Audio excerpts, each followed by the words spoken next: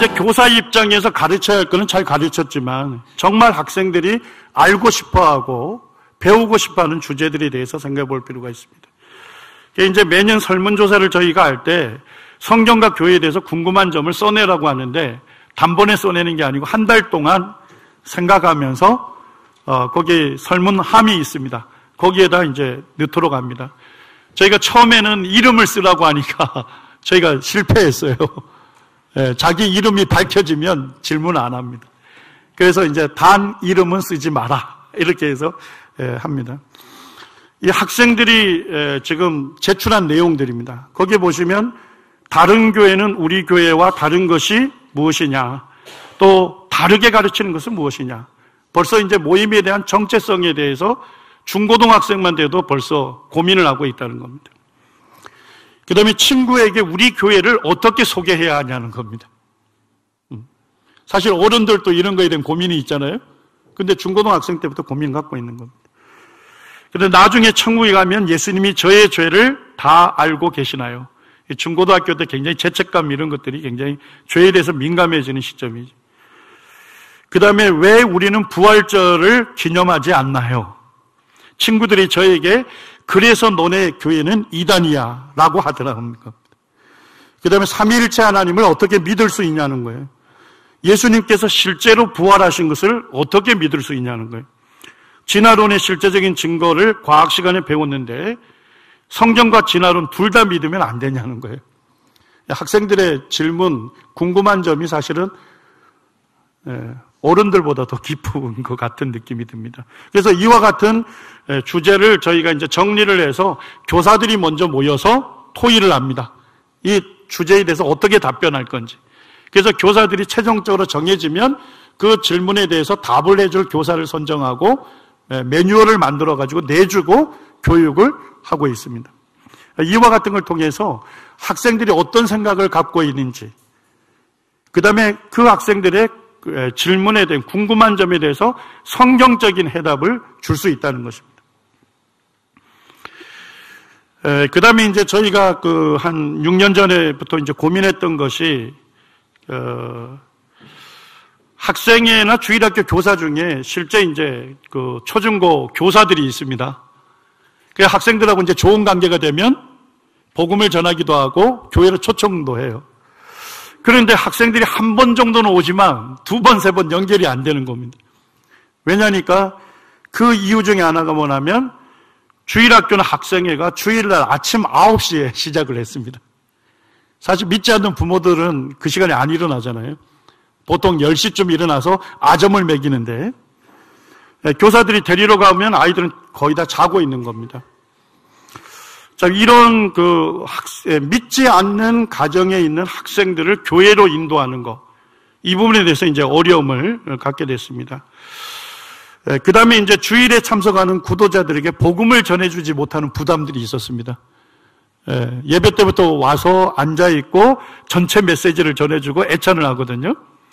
그런데 이제 끝난 다음에 다시 성경 공부하자 그러면 구도자들이 다들 학을 띄는 거예요. 그래서 주일 전체 메시지에 복음을 전해주지 않으면 전해줄 수 있는 기회를 잡기가 어려웠습니다. 그 다음에 성도님들 중에 부서에서 섬기지 않는 성도님들이 있었습니다. 그러다 보니까 사실은 구원은 받았지만 말씀을 제대로 양육받을 수 있는 기회가 없었습니다. 그 성도님들에 대한 부담을 갖고 있었습니다. 그래서 이제 교회와 함께 논의하면서 이렇게 집회 시간을 전체적으로 바꾸게 됐습니다. 그래서 이제 구원받은 성도님들은 먼저 일찍 교회로 모이는 거예요. 그래서 아침 9시 반에 성만찬 예배를 먼저 드리도록 했고요. 그 다음에 끝나면 이제 전체 메시지를 듣습니다. 그 다음에 이제 11시 50분부터 1시 10분까지가 세대별 성경학교입니다. 그래서 이제 저희 모토는 뭐냐면 모든 성도들이 가르치든지 배우든지 둘 중에 하나 참여한다는 겁니다. 그렇게 해서 주일학교부터 해가지고 소망의 연로한층까지 해서 전체적으로 세대별 성경학교를 시작합니다. 요때 이제 청년회만 오후에 합니다. 청년들은 이제 주일학교 교사나 학생회 교사로 섬기고 있기 때문에 청년회만 오후에 이렇게 하도록 했습니다. 그러면서 이제 구도자들을 위한 복음반을 만들어서 매주 이렇게 진행을 하고 있습니다. 어쨌든 학생들이 나올 수 있는 구조를 만드니까 변화가 있는 겁니다. 그래서 지금 학생회 같은 경우는 믿지 않는 가정에 아이들이 나와서 구원받고 침례에 순종하는 일들이 생기고, 지금 주일학교 같은 경우는 저희들이 이제 주일 학생들이 한 40명 정도 있다가 굉장히 감소를 했어요. 감소하고 나중에는 보니까 믿는 성도들 자녀밖에 없더라고요. 그런데 이제 이렇게 시스템을 바꾸니까 지금 믿지 않는 집 가정 아이들이 나옵니다. 나오는데 요번에 이제 그 교사 간담회에 제가 참석해 보니까 믿지 않는 가정의 아이들이 성도들 자녀들보다 더 많은 숫자가 지금 나오고 있습니다. 그래서 아이들에게는 12시에 오라, 1시간 성경 공부하고 그 다음에 식사 같이 하고 집으로 태워주겠다, 이렇게 얘기를 하고 있습니다. 그래서 아이들이 나올 수 있는 시간대로 이렇게 바꾸었습니다. 그 다음에 이제 학생회는 이제 부모와 교사가 함께 만드는 학생회로 지금 운영을 하고 있습니다. 그래서 부모와 교사 간담회를 매 분기에 저희가 하고 있고요. 그때 이제 학생들이 지금 이제 3개월 동안 어떤 일들을 했는지, 또 어떤 이제 교과 과정을 갖고 했는지 이제 동영상을 보여줍니다. 그 다음에 이제 학생의 운영과 프로그램을 소개합니다. 다음 3개월간 어떤 내용으로 진행할지 소개해 줍니다. 그 다음에 이제 학생 이해를 돕는 강의를 해줍니다. 그래서 부모님들에게 오늘날 청소년들이 이제 겪고 있는 여러 어려움들에 대해서 소개를 합니다. 그 후에 이제 부모와 교사 간에 허물없는 토론을 합니다. 격려하기도 하고 또 요청하는 시간들을 갖습니다. 그 다음에 이제 저희가 몇 년 전서부터 하고 있는데 참 이건 잘하는 것 같습니다. 학생들이 말씀 시간에 노트합니다. 우리 성도님들도 잘 안 하잖아요. 어른들도 안 하는데 우리 중고등부 학생들은 수요 집회와 주일 메시지를 전부 다 노트를 합니다. 그래서 그 이름을 이제 교사들이 하나님께 드리는 나의 태도 이렇게 했는데 거기에 보면 학생들은 이거를 핫태도라고 하더라고요. 그래서 매년마다 교사들이 학생들 개인별 노트를 만들어줘요. 그리고 거기에 이름을 기록해 줍니다.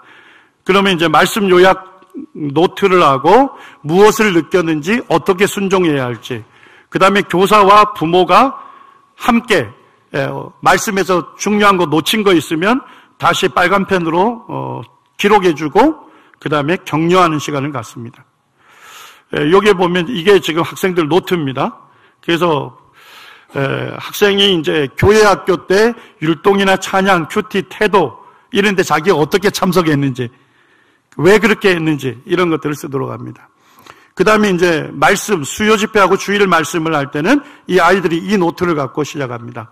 그래서 말씀 전하신 형제님의 성함, 그 다음에 주제가 뭔지, 본문이 뭔지, 그 다음에 말씀을 들으면서 아주 중요한 3가지를 기록하도록 하고, 그 다음에 마지막은 자기가 이 말씀 들은 것을 어떻게 순종하겠다고 한 문장으로 쓰게 합니다. 그 다음에 부모님과 선생님들의 격려 메시지를 쓰도록 이렇게 합니다. 그래서 말씀을 전하는 형제님들도 딱 쓰게 되면 오늘 말씀의 주제는 무엇입니다. 그럼 학생들이 전부 받았어요. 자, 이제 본문의 말씀 어디를 펴겠습니다. 그럼 학생들이 받아줬습니다. 이런 식으로 해서 학생들이 이제 이 말씀 노트를 하다 보니까 이 말씀을 굉장히 진지하게 듣습니다.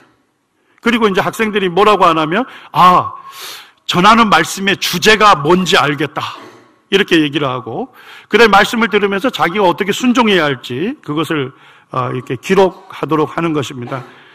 그렇게 해서 이제 처음에는 달란트를 많이 줘서 아이들 격려해 가면서 이것을 하고 있습니다.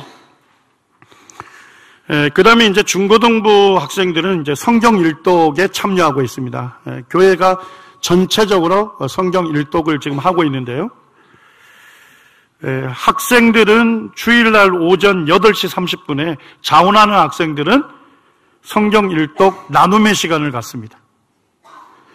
적어보니까 예전에 시간표 바꾸기 전에 9시에 시작을 하는데 학생들이 많이 늦어요. 그리고 교사들도 늦어요. 그런데 지금 학생회에서는 오히려 30분을 땡겨가지고 자원하는 학생들이 8시 반부터 모이겠다는 겁니다. 실제 이제 여기에 지금 교사들도 참여하고 학생들도 참여하는 한 20명 이상이 주일날 아침에 일주일 동안 통독했던 말씀, 자기가 깨닫고 순종했던 말씀을 함께 나누고 있습니다. 지금 이제 교사들과 함께 논의하면서 일주일에 1시간 보내는 교회 학교로는 이거는 믿음을 전수하는데 보장이 안 된다. 그렇게 해서 지금 이제 토요학교를 시작을 하고 있습니다. 그래서 토요학교는 토요일날 오후에 학생들이 모이게 되고요. 토요학교에서는 이제 구원받은 학생들에게는 양육 성경 공부를 진행하고 구원받지 않은 학생들은 이제 연대기 성경 공부를 통해서 복음을 전해주고 있습니다. 그리고 이제 식사를 전부 교사들이 와서 식사를 해줘요. 준비를 해줍니다. 그럼 학생들은 이제 식사하고 나서 오후에 레크레이션이나 찬양 모임으로 모이고 있습니다.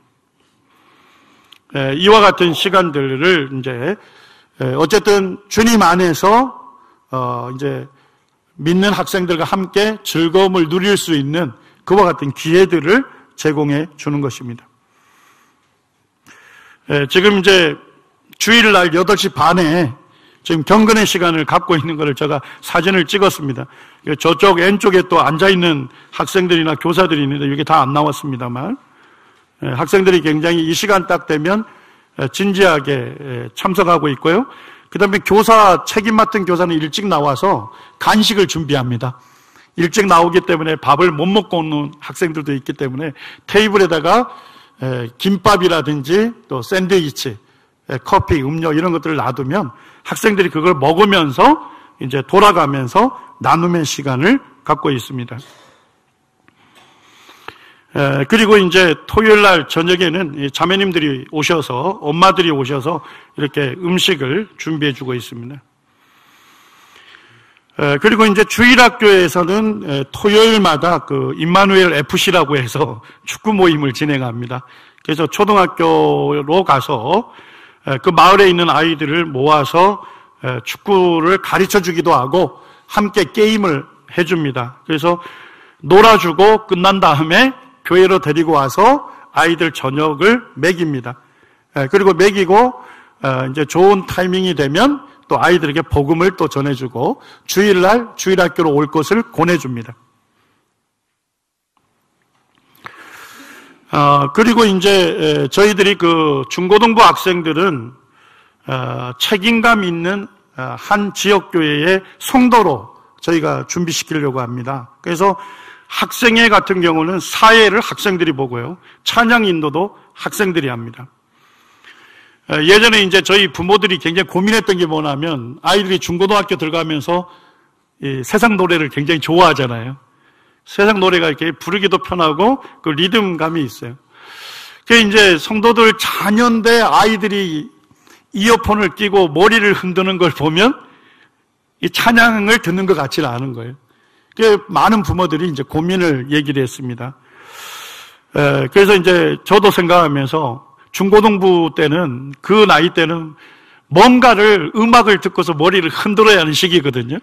세상 음악을 듣고 흔들 것인지 아니면 찬양을 듣고 흔들게 할 건지 그 두 가지 중에 하나인데 그 학생의 교사들이 악기를 배우기로 결정했어요. 아이들에게 악기를 가르쳐 주기 위해서. 그래서 몇 명의 교사들이 이제 기타나 이런 다양한 악기를 배우기 위해서 학원을 등록했습니다. 그리고 자기들이 배운 걸 갖고서 토요일날 오후에 악기 지도를 했습니다. 그래서 아이들을 배우고자 하는 아이들을 모아놓고 그 악기를 가르치고 그 아이들이 찬양팀을 구성을 했습니다. 그래서 그 아이들이 이제 학생의 찬양을 인도하는 거예요. 제가 이제 한 번은 그 교회 사무실에 있다가 이제 그 학생들 모임 이렇게 토요일 날 좀 소리가 들려서 올라갔더니까 중고등부 학생들인데 자기끼리 모여가지고 이제 내일 학생회에서 드릴 찬양을 미리 연습하는 거예요. 근데 그 학생 중에 한 명이 대표 기도를 하더라고요.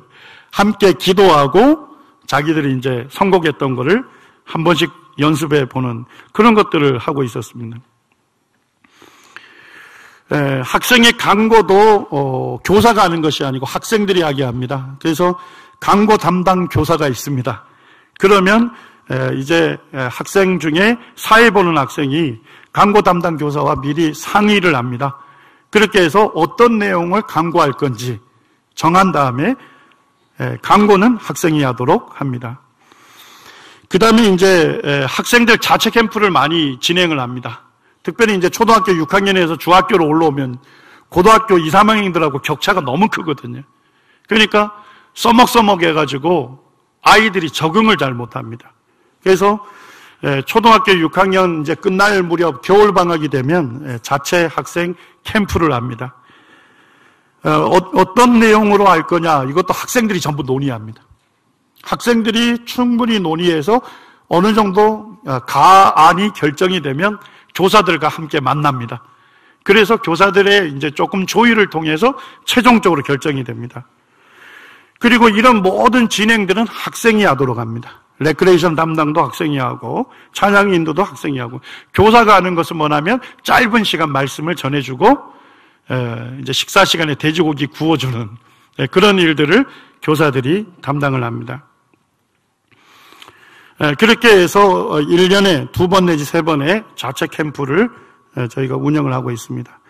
그리고 이제 저희 이제 남원서문교회 주체로 해서 섬기는 이제 청소년 창조과학 스쿨 또 교회 수양회 여름 성경학교에는 중고등학생들이 전부 스텝으로 참여합니다.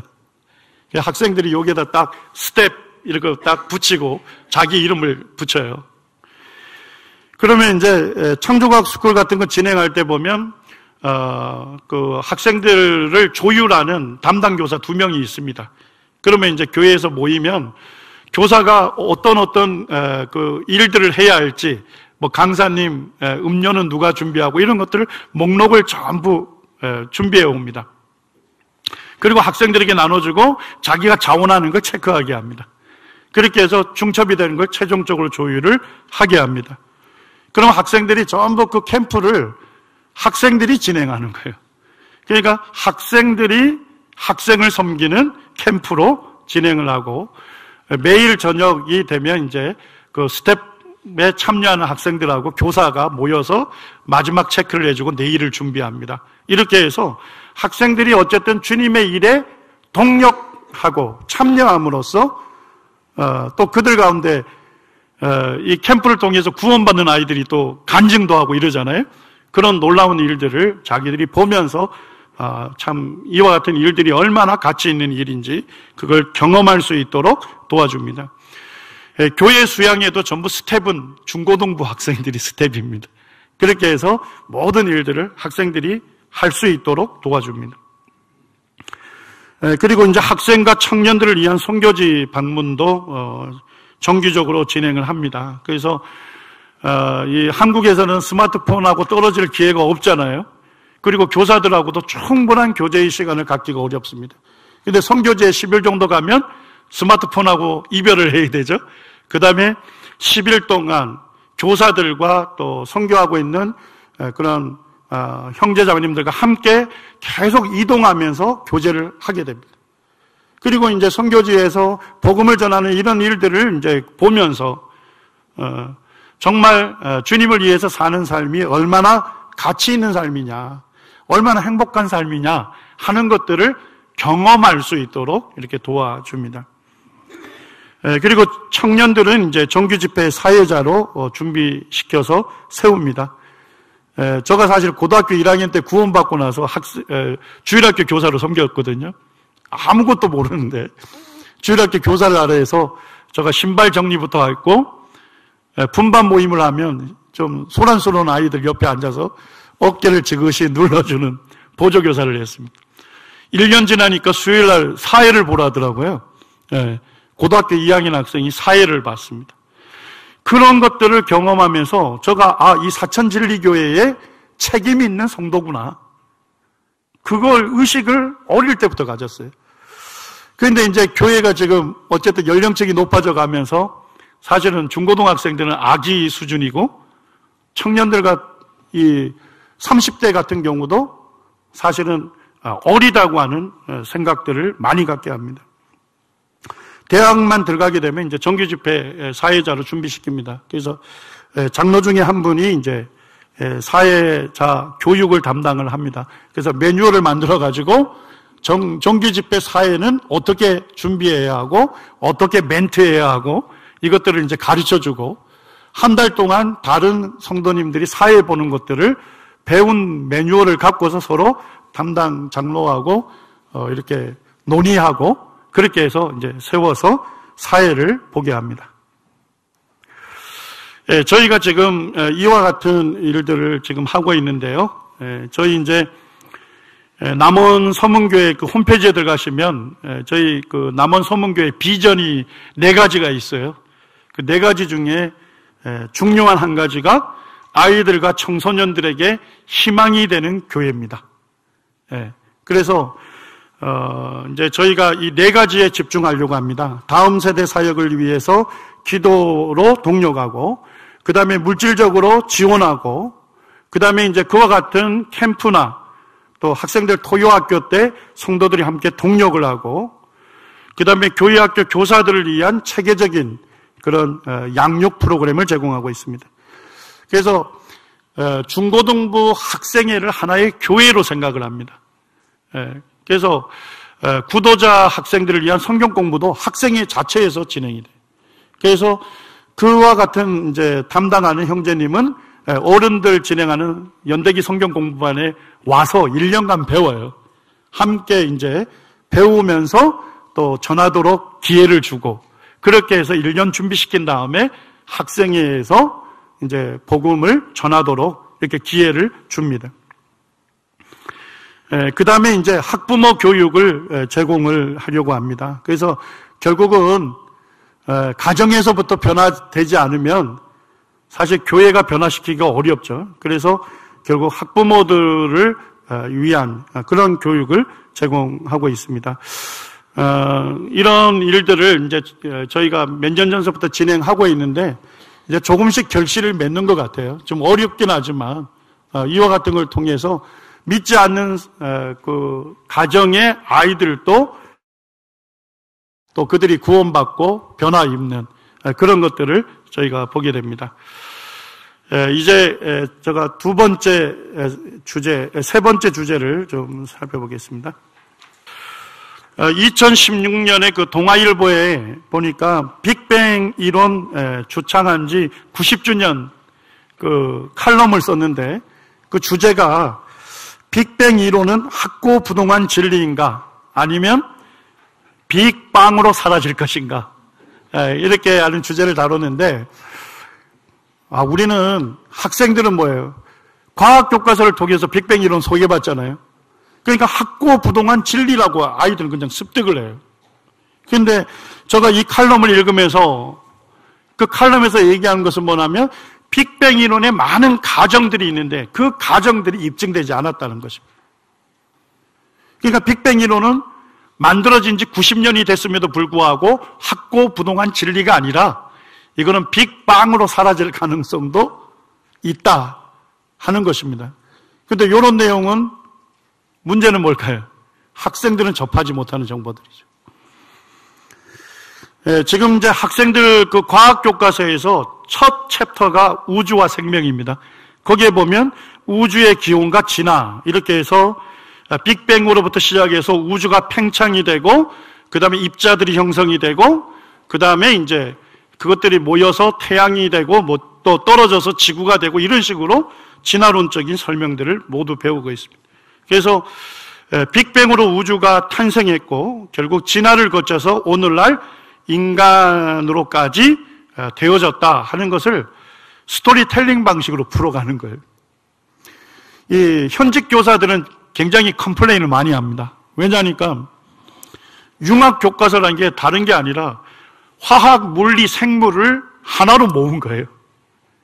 그렇게 해서 진행을 하기 때문에 화학 진화하면 화학 교사들은 잘하는데 화학 교사들이 빅뱅 이론은 잘 알기가 어려운 거예요. 그 다음에 이제 생물 진화에 대해서는 생물 교사들은 잘 아는데 화학이나 이런 지질 이런 걸 배우신 분들은 또 어렵습니다. 그래서 현직에 있는 교사들은 이거 융합과학 교과서 이거 실패작이다. 오히려 교육이 퇴보한다 이렇게 얘기하는데 만든 목적은 진화론을 재미있게 이해하도록 하기 위해서 만든 겁니다. 이 교과서를 개발한 단장이 되신 분이 이제 서울대 교수님이신데 그분 슬라이드입니다. 그래서 융합과학 교과서를 통해서 이것을 가르치겠다는 거예요. 빅뱅을 통해서 입자로 진화하고 은하와 지구로 진화하고 그 다음에 이제 오랜 세월 무생물에서 최초의 생명체로 진화되는 화학 진화, 그 다음에 고등한 생물로 진화하고 인류로 진화해왔고 인간도 계속적으로 진화하고 있다는 것입니다. 네. 제가 그 CTI에서 그 변증 과목을 가르치는데, 그때 한번 이제 그 진행을 하는데 한 청년 자매님이 참석을 했어요. 근데 진화론의 그 과학적 증거들을 제가 하나씩 소개를 했는데, 한 자매님이 굉장히 격하게 그 동의를 하더라고요. 고개를 끄덕, 그렇지, 이런 표정. 그래서 왜 그럴까 했는데, 쉬는 시간에 저에게 찾아와서 자기가 지금 서울대학교 다니는데 이 융합과학 교과서를 개발하신 교수님 과목을 듣고 있다는 거예요. 그런데 이 교수님이 교회를 다니는 기독교인이에요. 그래서 맨 처음에 자기가 기독교인이라고 밝혀서 이 청년 자매님이 그래서 이제 굉장히 친하게 지내려고 항상 앞자리에서 수업을 들은 거예요.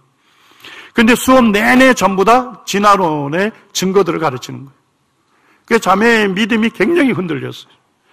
그래서 나중에 이제 그 교수님한테 교수님이 볼 때는 진화론이 과학적으로 몇 %가 맞다고 생각하십니까? 그러니까 이 교수님이 내가 볼 때는 99.9%는 맞다. 그래서 자매님 믿음이 흔들려요. 그래서 내가 대학을 빨리 졸업하는 게 중요한 것이 아니라 내 믿음을 분명하게 점검하는 것이 중요하다. 이래가지고 이제 휴학을 하고 CTI를 들어온 거예요. 근데 짧은 시간, 한 7, 8시간 그 전해지는 시간을 통해서 자매의 문제가 완전히 해결이 된 거예요. 그러면서 이제 청소년 창조과학 스쿨에 스텝으로 참석하고 싶다. 이래가지고 또 겨울에 왔고, 지금은 이제 미국에서 대학원을 진학을 했는데, 이 창조과학 사역을 하고 싶다는 이야기를 한 적이 있습니다. 그러니까 이걸 과학교과서에 있는 내용을 그대로 잘만 가르쳐주면 학생들은 자기 믿는 믿음에 대해서 의심하고 갈등하고 교회를 떠날 수 있는 그와 같은 가능성이 굉장히 높아집니다. 빅뱅 이론은 어쨌든 137억 년 전에 무한대로 뜨겁고 고밀한 어떤 한 특이한 점이 있었답니다. 근데 그 안에 오늘날 물질, 에너지, 심지어 우주 공간까지 그 작은 점 안에 있었다는 거예요. 그게 폭발을 하면서 오늘날 모든 물질로 진화해 왔다는 것입니다. 이것을 이제 처음으로 얘기한 분이 가모프라고 하는 물리학자입니다. 가모프라고도 하고 가모라고도 하는데, 빅뱅 이론이 있기 전에는 과학자들이 뭘 믿었을까요? 과학자들이 우주는 시작도 없고 끝도 없다고 믿었습니다. 그러니까 우주는 영원한 거예요. 그러니까 우주 자체가 뭐예요? 경배의 대상이 됐던 거예요. 그런데 이제 빅뱅 이론이 나오면서 우주에는 뭐가 있게 됐습니까? 시작점이 있게 됐고 빅뱅을 통해서 모든 것이 존재하게 됐다. 이렇게 진화론적 사고가 갖게 된 겁니다. 빅뱅 이론하고 성경이 타협을 할 수 있을까요? 빅뱅에 의해서 모든 것이 존재한다. 이렇게 빅뱅 이론에서는 가르칩니다. 자, 근데 성경에서는 모든 존재하는 것은 누구에 의해서 창조됐습니까? 하나님에 의해서 창조가 된 거죠. 빅뱅에서는 무에서 고도로 정교한 물리법칙이 작용했다는 겁니다.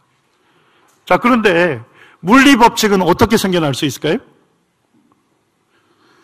연력학 제1법칙에 보게 되면 에너지는 다른 형태로 에너지로는 바꿀 수 있지만 새로 만들어지거나 소멸되지는 않습니다. 그런데 빅뱅 이론은 무에서 모든 것들이 존재하게 됐다는 거예요. 연력학 제1법칙이 위배가 되는 거죠. 자, 그런데 성경은 무에서 이 모든 것들이 어떻게 존재하게 됐습니까? 하나님의 말씀으로 창조가 된 것입니다. 빅뱅 이론을 받아들이게 되면 우주의 연대가 137억 년이 되는 거죠. 자, 그런데 성경을 받아들이게 되면 우주와 모든 생물은 얼마 기간에 창조됐습니까? 6일 기간에 창조가 된 거죠. 빅뱅 이론에서는 태양이 먼저 존재하게 됐고 태양에서 일부가 떨어지면서 지구로 진화됐다고 가르칩니다. 자, 그런데 성경에서는 지구하고 태양 중에 뭐가 먼저 존재했어요? 예, 지구가 먼저 창조됐고 태양은 창조 4일째에 만들어졌습니다. 빅뱅 이론에서는 대폭발에 의해서 무질서한 것이 점차 시간이 지남에 따라 어떻게 됐습니까? 점차 질서 정연한 것들로 만들어져 간 거예요. 진화되어져 갔습니다. 그렇지만 성경에서는 언제 가장 완벽했답니까? 창조 최초 때에 질서정연한 완벽한 우주가 만들어졌다는 겁니다. 그러니까 빅뱅 이론을 받아들이면서 동시에 성경을 믿을 수 있을까요? 그거는 불가능한 것입니다. 이걸로 들어가면 다들 주무실 것 같은데 별로 뭐 어려운 거 아닙니다. 몇 가지만 제가 얘기. 자, 빅뱅 이론을 얘기하면서 증거를 제시한다는 게 문제죠. 그 증거 중에 하나가 적색편의 현상입니다. 우리가 이제 별에서 오는 빛을 프리즘을 통과하게 되면 여기에 보면 이제 별빛 스펙트럼이 만들어져요. 빨주노초 반환보. 그 다음에 여기에 보니까 검은 흡수선이 보이죠. 이게 보면 가까운 별들의 흡수선은 이쪽에 어쨌든 적색 쪽에 가까이 있죠. 좀 더 멀리 있는 거는 어디로 더 치우치죠? 적색으로 더 치우치죠. 더 멀리 있는 거는요, 더 적색으로 치우칩니다. 적색 편이란 말 아시겠죠? 적색으로 편이 된다 이런 얘기입니다. 그런데 적색 편이가 작은 것들은 가까이 있는 것들이에요. 그리고 멀리 있는 거일수록 적색 편이가 더 많이 이루어진다 하는 거를 이 허블이라고 하는 과학자가 발견했다는 것입니다. 자, 뭐 간단하게 보면 이렇습니다. 여기에 은하계가 있는데 가까운 은하계의 그 흡수선이 여기 적색에 가까이 있죠. 더 멀리 있는 거는 적색 편이가 더 일어났죠? 맞습니까? 자, 갤럭시 3은 어때요? 더 적색 편이가 일어났다는 거예요. 그래서 이 적색 편이 값을 계산해 가지고 그 은하가 지금 간측하고 있는 지구로부터 얼마만큼 떨어져 있는지를 그걸 계산할 수 있다는 겁니다. 그 다음에 이제 요 도표가 되게 중요한데요. 지금 이렇게 적색 편이 값을 이렇게 봐서 그 은하가 지구로부터 얼마만큼 거리에 있는지를 알 수 있는 거예요. 자, 그 다음에 이제 세로축은 뭐라고 되어 있죠? 후퇴 속도예요. 이게 뭔 얘기냐면 멀리 있는 은하일수록 뭐예요? 더 빠르게 멀어진다는 것입니다. 여기에 보시면 200만 강년에 있는 거는 요 정도의 후퇴 속도를 갖는다는 거예요. 그런데 1200만 광년에 있는 거는 더 빠른 속도로 지금 흩어지고 있는 거예요. 멀어지고 있다는 겁니다. 자, 그러면 성도님들 한번 생각해 보시죠. 멀리 있는 은하가 더 빠르게 멀어지고 있어요. 자, 그러면 거꾸로 시간을 돌릴 수 있겠죠. 맞습니까? 거꾸로 하게 되면 팽창되어 있는 우주가 줄어들겠죠. 줄어들다 보면 뭐가 있을 거예요? 빅뱅이 일어난 시작점이 있을 거란 거예요. 그래서 빅뱅 이론이 주창이 된 겁니다. 그러니까 빅뱅 이론이 맞으려면 뭐가 맞아야 돼요? 적색 편의 현상이 정확한 거리를 측정한다는 그와 같은 확실한 증거가 있어야 하는 겁니다. 그 다음에 이제 빅뱅이 일어났다는 두 번째 증거가 우주 배경 복사입니다. 우주 배경 복사라는 것은 빅뱅이 일어난 다음에 38만 년이 됐을 때 그때의 우주의 빛을 관측할 수 있다는 거예요. 그래서 지금 이제 우주에 있는 이 코옵이라고 하는 위성을 띄워가지고 우주에 있는 온도를 측정한 거예요. 근데 빅뱅 이론자들이 처음에 가정을 내린 건 뭐였냐면 우주가 작습니까? 예측하기 어렵습니까? 예측하기 어려울 정도로 굉장히 크죠. 그러다 보면 우주에 있는 그런 물질들이 서로 열교환을 할 가능성이 있을까요? 없을까요? 가까이 있어야만 열이 전도가 돼서 같은 비슷한 온도가 되겠죠. 그런데 우주가 너무 넓다 보니까 열 교환이 교류가 일어날 가능성이 없다 이렇게 본 거예요. 그래서 어떤 지점은 아주 높은 온도를 가질 거고 어떤 지점은 아주 낮은 온도를 가질 거다. 이게 빅뱅 이론자들의 예측이었습니다. 자, 그래서 콥스 위성을 띄워가지고 우주 배경 복사를 촬영하는 데 성공했답니다. 자, 그러면 빅뱅 이론의 예측대로 맞으려면 온도가 비슷해야 합니까? 지점마다 달라야 합니까? 달라야 되죠. 근데 놀라운 것은 뭐냐면 절대 온도 2.7K 정도의 거의 비슷한 온도를 갖는 거예요. 네. 그 다음에 이제 WMAP라고 하는 더 세밀하게 측정할 수 있는 그 위성을 쌓았는데 거기서도 보니까 약간의 온도 변화만 있지 우주 전반의 그 우주 배경 복사의 열이 거의 비슷하다는 거예요. 그래서 빅뱅 이론을 수정을 한 겁니다. 그래서 급팽창 이론이라는 게 나온 겁니다. 혹시 들어보셨나요? 인플레이션 이론. 그래서 이 인플레이션 이론이라는 건 아주 쉬운 얘기예요. 빅뱅이 일어난 다음에 아주 작은 시간, 1초도 안 되는 10의 마이너스 한 20초 정도 됐을 때 째깍도 아닙니다. 그때에 빅뱅의 작은 점에서 거기에 있는 것들이 전부 작은 점에 모여 있으니까 뭐가 가능할까요? 열이 교류가 되겠죠. 그렇게 해서 전체가 다 비슷해진 다음에 갑자기 뭐 했다는 거예요? 급팽창을 했다는 겁니다. 자, 그러니까 우주 전체가 어떤 온도를 갖게 됐습니까? 거의 비슷한 온도를 갖게 됐습니다. 자, 급팽창의 증거가 있기 때문에 이렇게 이론을 만들었을까요? 아니면 급팽창 할 수밖에 없기 때문에 증거는 없지만 만들었을까요? 네, 증거 없습니다. 조금 이따 살펴보겠습니다. 급팽창했다는 증거가 하나도 없어요. 그런데 급팽창했을 것이다. 교과서에서는 급팽창했다고 나옵니다. 교과서에서는 더 심플하게 얘기해줘야 하니까 빅뱅이 일어난 이후에 10의 마이너스 20초 됐을 때 그때의 열교환이 다 이루어졌고 열이 거의 비슷한 상태에서 아주 짧은 시간 급팽창이 일어났기 때문에 우주 전체의 온도가 비슷하다. 학생들은 딱 들으면서 이렇게 됐구나 이렇게 배우는 거예요. 근데 증거를 배우지는 않습니다. 자, 이제 이 정도 하겠습니다. 빅뱅의 과학적인 증거 학생들이 배울 때 두 가지 얘기합니다. 적색 편의 현상이 맞다면 빅뱅이 일어났다는 겁니다. 두 번째는 급팽창의 증거가 있다면 빅뱅이 맞다는 겁니다. 디스커버리라는 그 잡지에서는 10의 마이너스 30초 됐을 때 빅뱅이 일어난 후 우주가 요만했다고 실제 크기라고 이렇게 지금 표현을 하고 있습니다. 꼭 눈으로 본 것 같이 얘기하는데요. 증거가 없습니다.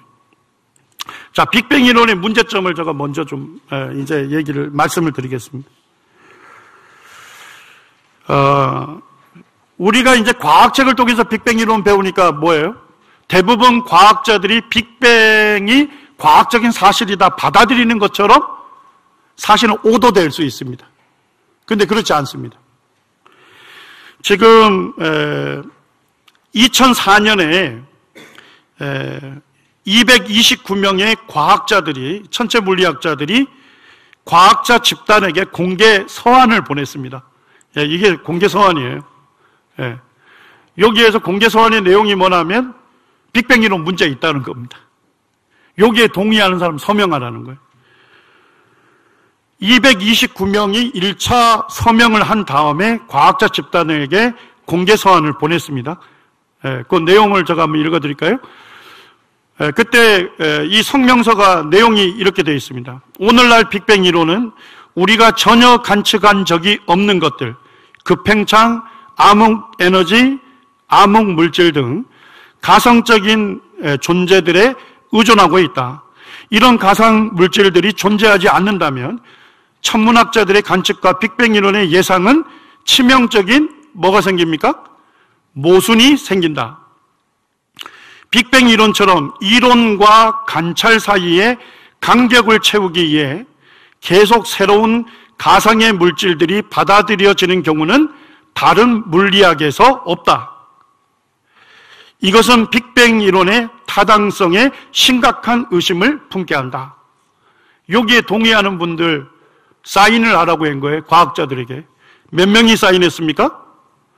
544명이 자기 소속 밝히고 자기 이름 밝히고 지금 사인을 했습니다. 여기에 보면 이제 암흑 에너지라는 게 있어요. 암흑 에너지는 눈에 보일까요? 안 보일까요? 안 보이죠. 빅뱅 이론에서는 암흑 에너지가 있다고 가정합니다. 이게 뭔 얘기냐면 아까 보니까 뭐예요? 작은 점에서 열교환이 다 일어났죠? 비슷해진 다음에 급팽창을 했다잖아요. 가속 팽창을 하려면 어떻게 해야 돼요? 사실은 잡아당기는 중력을 이길 수 있는 힘이 돼야 되죠. 그래야만 중력을 이기고 가속 팽창을 할 수 있어요. 그래서 이 중력과는 반대 방향으로 밀어내는 힘이 필요하다. 근데 그 힘이 뭐라는 거예요? 암흑 에너지라고 빅뱅 이론자들은 얘기합니다. 그래서 암흑 에너지가 73%가 있을 것이다. 가정을 했어요. 자, 요거 발견했을까요? 못했을까요? 못했다니까요. 암흑 에너지는 계속 연구하고 있지만 깜깜무소식입니다. 쉽게 말씀드리면 암흑 에너지가 있다는 증거가 없으면 빅뱅 이론은 허물어지는 거예요. 그 다음에 여기 보니까 암흑 물질이 있습니다. 지금 천문학자들은 우주에 있는 은하계들은 전부 다 공전을 하고 있다고 봐요. 그런데 이 공전하는 속도가 너무 빨리 돌아간다는 거예요. 그래서 우리 눈에 보이는 물질들 있잖아요. 보이는 물질들의 중력만 따지면 은하가 자신의 속도를 견디지 못하고 튕겨나갈 수밖에 없다는 거예요. 자, 그러면 뭐 하는 게 있어야 돼요? 잡아주고 있는 물질이 있어야 되겠죠. 튕겨나가지 못하도록. 그거를 뭐라고 가정했어요? 암흑 물질이라는 거예요. 이 암흑 물질도 뭐예요? 눈에 보입니까? 안 보입니까? 안 보이기 때문에, 깜깜하기 때문에 암흑 물질이 했어요. 그런데 암흑 물질이 23%가 있을 것이다. 자, 암흑 물질 발견됐을까요? 안 됐을까요? 아직도 발견되지 못했습니다. 그러니까 빅뱅 이론이 주창된 다음에 90년이 지났는데 2016년에 빅뱅 이론, 빅방으로 사라질 가능성이 있다 얘기한 이유가 뭐냐면 빅뱅 이론이 맞으려면 급팽창 증거가 있어야 하고 암흑 에너지하고 암흑 물질을 발견해야 하는데 자, 이 세 가지 중에 몇 가지가 발견됐을까요? 세 가지 다 발견이 안 됐습니다. 지금 여기에 사인한 분들 544명의 지금 그 천문학자들이 여기에 사인을 했고요. 우주론의 대가 중에 그 폴 스타인하르트 교수 같은 경우는 이렇게 얘기합니다. 우리는 빅뱅이 우주의 시작인지 알지 못하며 이는 언제나 뭐일 뿐이었대요? 가설일 뿐이라는 거예요. 그렇기 때문에 빅뱅이 마음에 안 들면 빅뱅이 시작이 아니라고 생각하고 다른 가능성에 대해서 고려해 보는 것은 전혀 문제가 되지 않는다고 얘기합니다. 자, 그런데 학생들 교과서에서는 뭐예요? 유일한 가능성으로 빅뱅 이론 얘기하는 거예요. 자, 적색 편의 현상의 문제점을 제가 그 과학자들이 얘기하는 걸 소개를 하겠습니다. 요거 하나만 소개하고 쉬는 시간 갖도록 하겠습니다. 적색 편의값을 얘기하는데 지금 이제 적색 편의 이 측정 계산하는 거에 문제가 있다고 제기하는 논문들이 있습니다. 여기에 보시면 지금 이제 지구상에서 관측하고 있는 큰 은하가 있고 그 은하와 연결된 K사라는 게 있습니다. 자, 그런데 얘들이 붙어 있어요. 이렇게. 자, 그러면 얘들이 붙어 있다는 얘기는 지구로부터 걔들이 거의 같은 위치에 있다고 볼 수 있는 거죠. 맞습니까? 자, 그런데 놀라운 것은 뭐냐면 얘는 Z값이 0.057입니다. 그리고 얘는 Z값이 0.0029입니다. 이게 뭔 얘기냐면요. 쉽게 말씀드리면 얘는 한 1억 700만 강년 떨어져 있다는 거고, 요게 이제 그 정도 떨어져 있고요. 요게 있는 K사는 12억 강년 떨어져 있다는 거예요. 그러니까 요거하고 요거의 거리가 12배나 차이가 있다는 겁니다. 뭔지 이해되셨어요? 그러니까 저기에 두 개가 고리로 연결됐기 때문에 거의 같은 위치에 있어야 하는데 실제 적색 편입값을 계산해 보면 12배나 차이 나는 너무 멀리 떨어져 있는 걸로 계산이 되기 때문에 적색 편입값은 정확한 것이 아니다는 거예요. 근데 이게 한 가지가 아니고 여러 가지가 논문들이 다른 것들도 계속 나오고 있습니다. 여기에도 보면 NGC 7319라고 하는 은하도 보면 전체적으로는 뭡니까? Z값이 0.022입니다. 3억 강년 떨어져 있는 거예요. 근데 그 안에 있는 K사는 수십억 강년 떨어져 있는 거예요. 그러니까 전체적인 은하계에는 3억 강년 떨어져 있는데 그 안에 있는 거는 수십 강년 떨어져 있다는 겁니다. 자, 이게 가능합니까? 안 가능합니까? 불가능한 거예요. 그래서 적색 편입값이 정확한 거리를 측정하는 것이 아니다. 적색 편입값이 정확하지 않다면 결국 뭐가 무너집니까? 빅뱅 이론 계산하는 것들이 전부 무너지게 되는 겁니다. 죄송합니다. 너무 힘든 시간들을 제가 보내게 하는 것 같아서. 어쨌든 지금 빅뱅 이론이 과학에서는 확고부동한 진리처럼 가르쳐지지만 실제 과학계에서 논의는 뭐냐면 너무나도 증거가 빈약하다는 것입니다. 너무 많은 문제에 직면하고 있고 도전받고 있는 것이 빅뱅 이론입니다. 그 정도만 이해해 주셔도 됩니다. 10분 쉬셨다가 다시 진행하도록 하겠습니다.